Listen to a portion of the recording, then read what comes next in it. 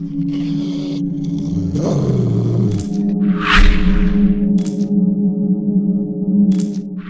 guys, LMNTRIX here. Hope you're all doing well and welcome back to the channel. Now, I know this video is long overdue as I mainly only cover Breach content on the channel. So the fact that I don't have an ultimate Breach guide out yet is a little bit strange. However, I decided to postpone it as I wanted to make sure that I fully understood the role that Breach plays in a team. Not only that, but also to thoroughly test out his abilities and find out what works best and what doesn't. I didn't want to make another generic agent guide video where people simply read out the abilities and well, there you have it, Bob's your uncle. But rather break down each component of his toolkit and explain why, where, and when you should use each of Breach's abilities. Now, in order to make this video simpler for you to follow, I have broken it down into two parts. The first part is called Introduction and the second part is called In-Depth. And everything I will talk about in this video falls under one of the two parts. So just to give you guys a quick insight in case you wish to skip to a certain part.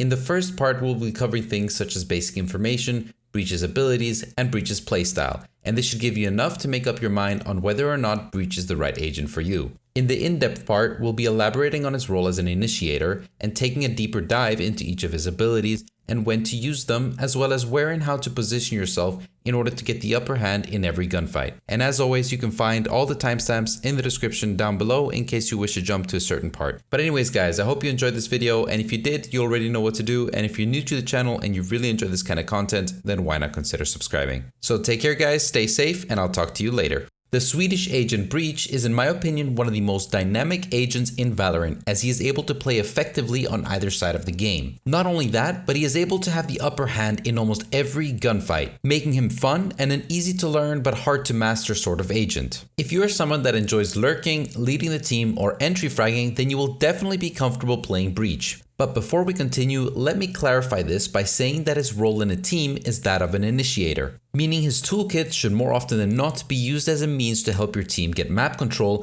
and eventually take over a bomb site, rather than for your own gain as you go on a killing spree. Whilst you racking up many kills may certainly help your team win rounds, you do not want to be stuck in a situation with all your abilities wasted and where you still haven't managed to secure a site and get the spike down, as that is ultimately the best chance of you winning every round. That being said, the abilities in Breach's toolkit that will allow you to do this are the following. Aftershock. By default, this is a C ability and is extremely good at clearing deep corners or awkward angles without putting yourself in a dangerous situation. It blasts a high damage but slow acting burst through a wall, and the closer the enemy is to the blast, the higher the damage. It has enough power to kill a fully armored opponent at the closest point of contact to the wall, and the least amount of damage it will output is 60 health points if the enemy is standing furthest away from the blast zone. A disadvantage with Aftershock is that it takes about 2 seconds before it detonates, giving enemies plenty of time to move out of the way. And a mistake most Breach players make is only using the Aftershock when they know an enemy is behind cover. My advice here is to let it do the heavy lifting by forcing your opponents to reveal their cover, and all you need to do is catch them off guard. His next ability is Flashpoint, and by default it is his Q ability, which is a 2-second long lasting flash that must be used on any surface around you. It takes less than a second to trigger, making it a nightmare for anyone looking in its general direction as it is very hard to dodge. It is by far better than Omen's Paranoia and Phoenix's flashes in almost every way, as they last longer and can be used more effectively from a distance. His signature and by default E ability is called Fault Line. Holding down the left mouse button increases the target area in a straight line. Anyone caught in the area will be dazed, concussed, and have their rate of fire decreased significantly. And it is most useful in tight areas or narrow paths, as enemies will not be able to dodge it. Fault Line takes about 1.5 seconds to detonate, regardless on how long you've charged it up for. And a quick tip here is that there is no need to charge it up fully if your intention is to target an opponent nearby, as it can help you save some valuable time. Rolling Thunder is his ultimate ability that requires 7 points to unlock and is extremely effective at clearing large areas. It is broken down into 8 blocks, they activate one after the other, and each block is wider than the last. Essentially, it is a larger version of his signature Fault Line ability. It has the same but longer lasting effect on anyone caught in its path. Not only that, but it also knocks up your opponents in the air, making them an easy target. A downside of his ultimate ability is, if not timed correctly and enemies are at the end of the target area, it is quite easy for them to dodge it. So make sure that your opponents are as close as possible before using it. Something important to note is that all of Breach's abilities go through all objects and are clearly marked on the minimap, allowing you to see where each ability will land. So make sure to use the minimap as often as possible.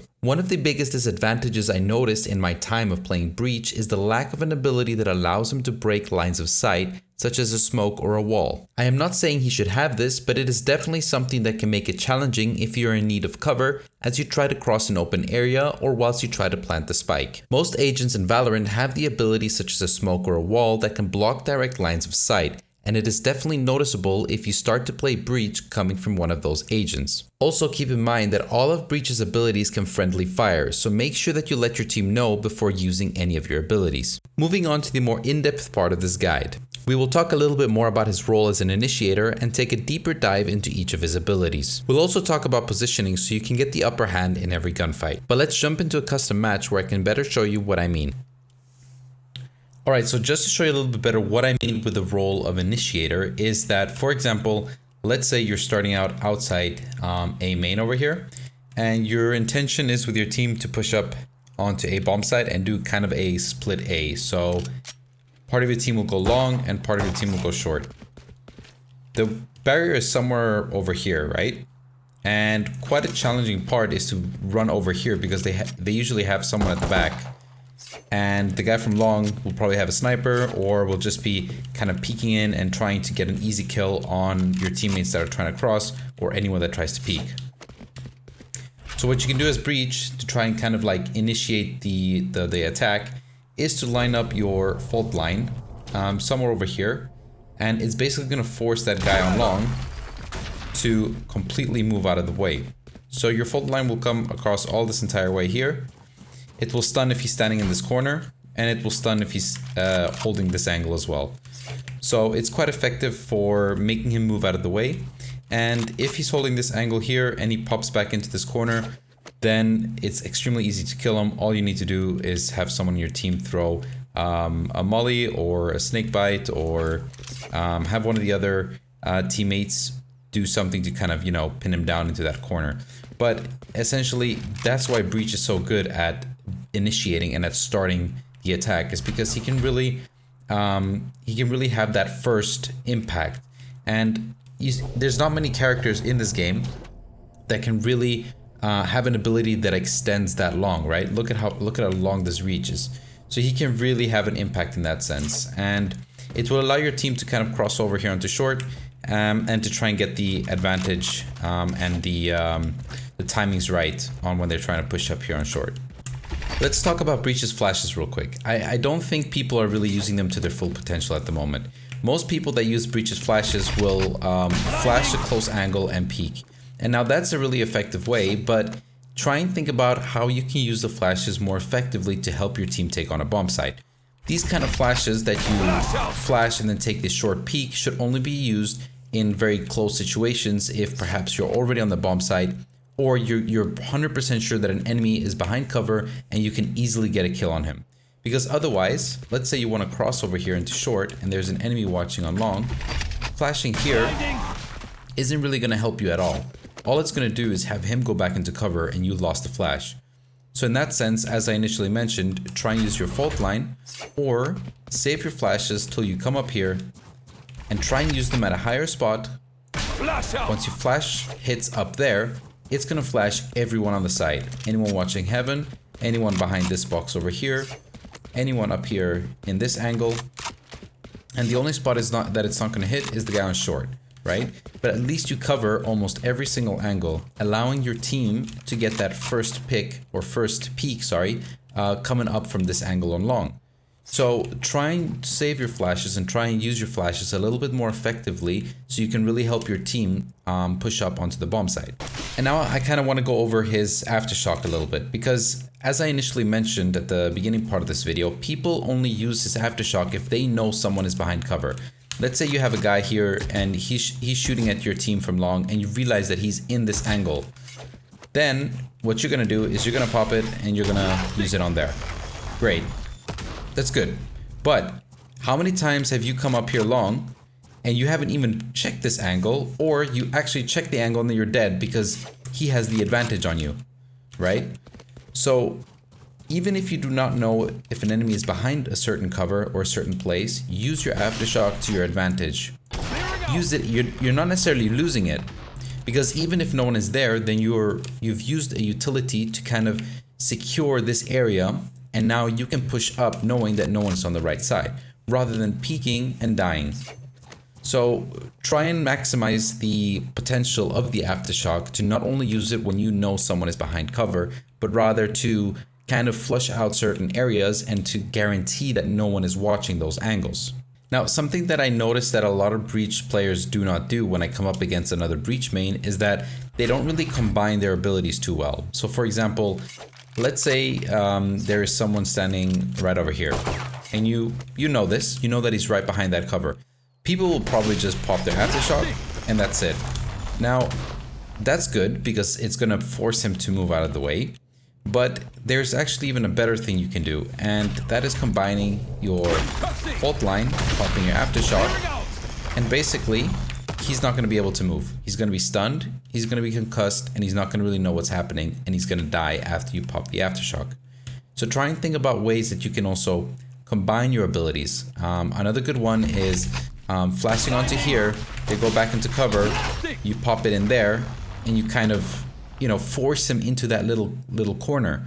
Then when you pop your aftershock, he's gonna have to re-peek you all panicked and not knowing what's going on. And then you can just get an easy one tap on him. So try and think how you can combine your abilities to be a more effective Breach player when you're clearing certain angles as well. Alright, so let's talk a little bit about how to position yourself as a Breach main. Because the thing is, when you look at a bomb site, there is usually one or two spots that are best to be played from as Breach. And let's take C here on Haven as an example.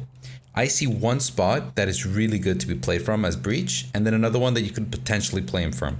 All the other ones are not as good, and you'll basically get caught out. You might get lucky if you get one kill, but after that, you're probably dead. So let's take a look. For the first one over here is behind this box, obviously, and that's obviously the main place to play bomb site C from. But the thing is, with Breach, you should use your environment to your advantage. So if you have this box, then make sure that you use it to your advantage and catch anyone that is pushing up onto the site.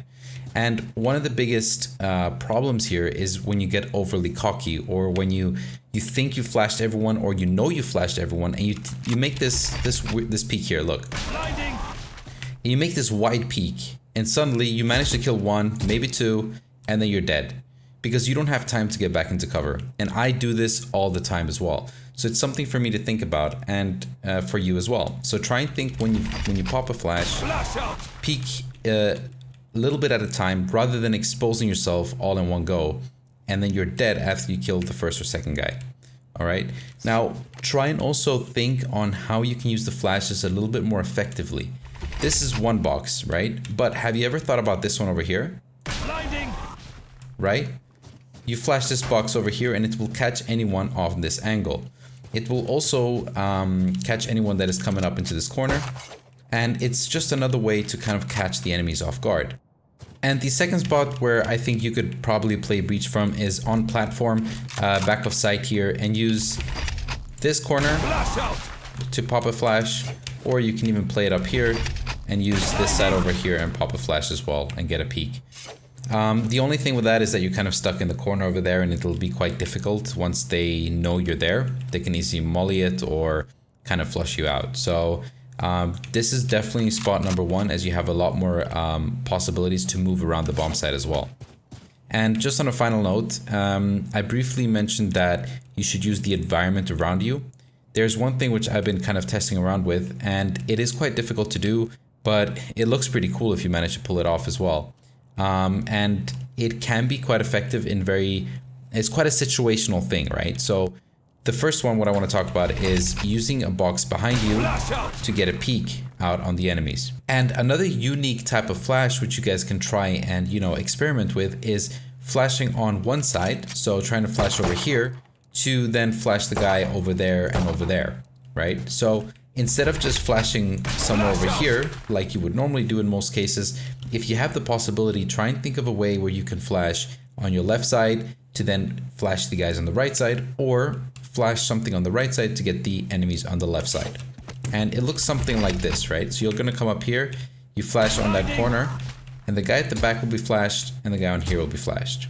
And now just to quickly summarize everything that we talked about, make sure that you initiate by taking control over areas that will allow your team to set up for an attack onto a bomb site. Try and use the right ability for the right situation and make sure that those abilities are helping your team to secure a bomb site. Position yourself in areas that allow you to use the environment to your advantage. Also try and use your aftershock to clear deep corners before you peek to avoid you dying. And lastly, make sure that you use your ultimate ability in areas that doesn't give the opponents much room to move away. But anyways guys, I hope you enjoyed and found this video useful. Take care, and I'll talk to you guys later.